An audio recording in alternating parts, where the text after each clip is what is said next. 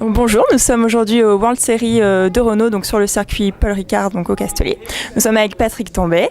Donc Patrick, bonjour. On aurait aimé savoir un petit peu votre historique donc de pilote. Ça risque d'être assez long. Premier pilote Renault Elf du circuit Paul Ricard, 2 saisons avec Renault, ensuite 2 années en Formule 1 en 84 et 85 avec Renault en Formule 1, et j'ai fait ma carrière en démarrant d'ici. Ensuite Formule Renault 2 ans, Formule 2 3 ans et Formule 1 presque une dizaine d'années, Can-Am pendant 2 ans.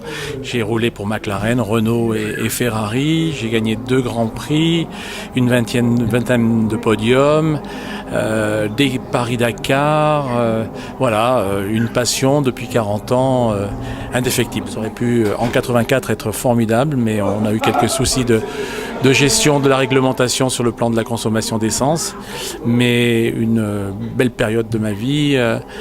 En pole position au Grand Prix de France en 84 avec la Renault, je termine 2e, c'était le temps fort de ma carrière avec Renault.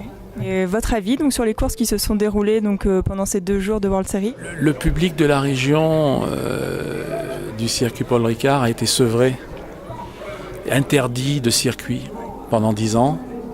Et aujourd'hui, grâce à cette nouvelle politique, grâce au World Series et le concept des portes ouvertes World Series, ce public a retrouvé, je crois, le chemin du circuit Paul Ricard.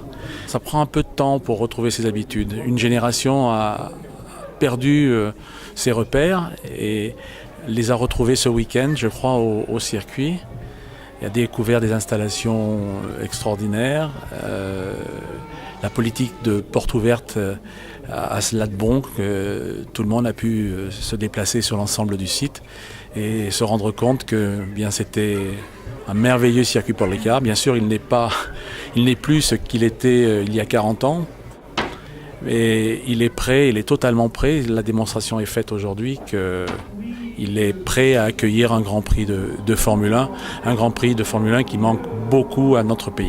Donc, et la passion donc, de la F1 a été transmise donc, à votre fils, Adrien. Pas seulement la passion de la F1, je crois que c'est la passion du sport automobile tout court, parce qu'il court en 3.5, il a eu l'occasion de faire le Grand Prix de Monaco, il a terminé 7e, il court en AutoGP et il est actuellement dans les 3 premiers du championnat. Il a couru sur le Trophée Andros cet hiver, il a gagné une des manches et il est le plus jeune vainqueur d'une manche du Trophée Andros.